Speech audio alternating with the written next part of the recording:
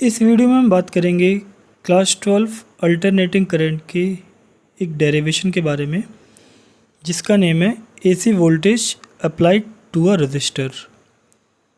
इस सर्किट में हमारे पास एक सर्किट गिवन है जिसमें एक अल्टरनेटिंग सप्लाई गिवन है और उसमें एक रजिस्टर लगा हुआ है जिसका रेजिस्टेंस R गिवन है। क्योंकि इस सर्किट में केवल एक रजिस्टर लगा हुआ है, इसमें कोई और कंपोनेंट नहीं लगा हुआ है जैसे कि इंडक्टर और कैपेसिटर, इसलिए हम इस सर्किट को प्योर रेजिस्टिव सर्किट कह सकते हैं। एक प्योर रेजिस्टिव सर्किट हमेशा ओम्स लॉ को फॉलो करता है। ओम्स लॉ होता है हमारा voltage is directly proportional to current.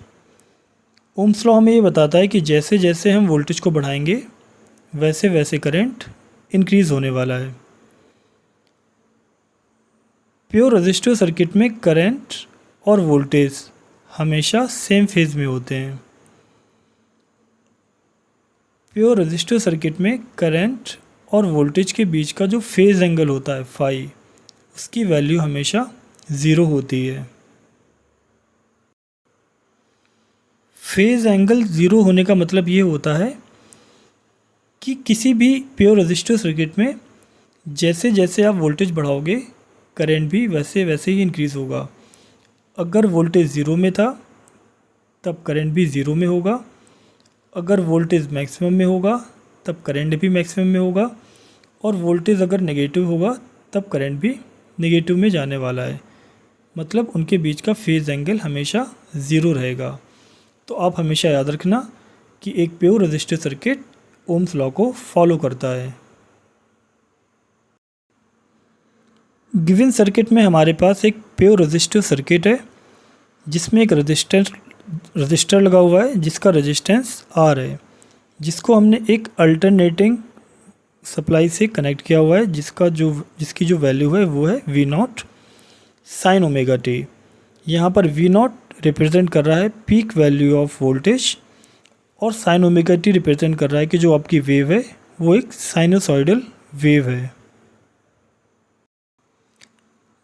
दूसरा पॉइंट आप लोग ये याद रखिएगा कि एक pure resistive circuit frequency independent होता है, क्योंकि हमने इस सर्किट में एक अल्टरनेटिंग सप्लाई दे रखी है जिसकी कुछ फ्रीक्वेंसी होगी। अगर हम इस अल्टरनेटिंग सप्लाई की फ्रीक्वेंसी को इंक्रीज़ या फिर डिक्रीज़ करते हैं तब रजिस्टर के रेजिस्टेंस में कोई भी इफ़ेक्ट नहीं पड़ने वाला। इसका मतलब ये है कि एक pure resistive circuit frequency independent होता है। तो चलिए अब ड्राइव करते हैं अपना एक्सप्रेशन। ऊपर दिए हुए सर्किट में हमने एक वोल्टेज सप्लाई लगा के रखी हुई थी, अल्टरनेटिंग वोल्टेज सप्लाई, जिससे हमने उसे वोल्टेज दिया हुआ है सर्किट को, जिसका जो वोल्टेज है वो है V0 साइन ओमेगा t। तो इसलिए यहाँ पर लिखा हुआ है, आप पढ़ सकते हैं,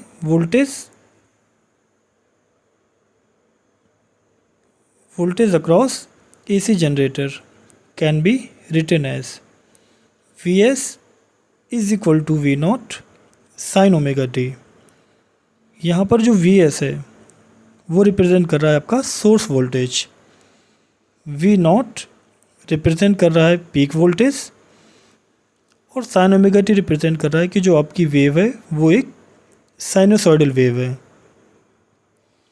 तो ये हो गया हमारे पास वोल्टेज के लिए एक्सप्रेशन, जो कि है Vs is equal to V0 sine omega T. अब अगर हमें यहाँ पर करंट की वैल्यू फाइंड करनी हो कि सर्किट में करंट कितना फ्लो हो रहा है, तो उसके लिए हम यूज़ करेंगे ओम्स लॉ। ओम्स लॉ हम इसलिए यूज़ कर रहे हैं क्योंकि हमारे पास प्योर रेजिस्टिव सर्किट है और pure resistive circuit ohm's law को फॉलो करता है। तो आप नीचे देख सकते हैं कि हमने यूज़ किया हुआ है ओम्स लॉ, और ओम्स लॉ के अकॉर्डिंग हमें पता है कि वोल्टेज और करंट हमेशा डायरेक्टली प्रोपोर्शनल में होते हैं, और जैसे ही आप प्रोपोर्शनलिटी कांस्टेंट हटाते हो तो वहाँ पर एक कांस्टेंट आ जाता है जिसका नाम होता है रेजिस्टेंस। तो ओम्स लॉ के एक्सप्रेशन से हम यहाँ पर लिख सकते हैं कि जो करंट की वैल्यू होगी वो होगी वोल्टेज डिवाइड बाय रेजिस्टेंस। यहाँ पर जो I रिप्रेजेंट कर रहा है वो है करंट, और ये जो VS रिप्रेजेंट कर रहा है ये है वोल्टेज। और वोल्टेज कौन सा, तो आप बोलेंगे सोर्स वोल्टेज। और R रिप्रेजेंट कर रहा है रेजिस्टेंस, जो हमने रजिस्टर लगाया हुआ था उसका रेजिस्टेंस। अब इसमें जो हमने वोल्टेज सप्लाई इसको प्रोवाइड कराई हुई है, क्योंकि वो एक अल्टरनेटिंग वोल्टेज सप्लाई है, इसलिए हम यहाँ पर उसकी वैल्यू रखने वाले हैं, उस अल्टरनेटिंग वोल्टेज सप्लाई की वैल्यू, जो कि थी V0 साइन ओमेगा टी। तो हमने यहाँ पर जस्ट इस VS की वैल्यू को यहाँ पर सब्स्टिट्यूट करा करके अपना एक्सप्रेशन सेटअप कर लिया है, जो कि है V0 sine omega T divide by R। यहाँ पर जो ये करंट है, ये करंट है जो कि सर्किट में फ्लो हो रहा है। क्योंकि आपने सप्लाई अल्टरनेटिंग वोल्टेज की दी हुई है, तो आपको करंट भी अल्टरनेटिंग ही मिलेगा। अगर आप इस एक्सप्रेशन को और अच्छे से अरेंज करोगे तो आपको मिलेगा I is equal to V0 divide by R sine omega T. यहाँ पर हमने V0 डिवाइड बाई R को एक अलग से एक्सप्रेशन में शो किया हुआ है।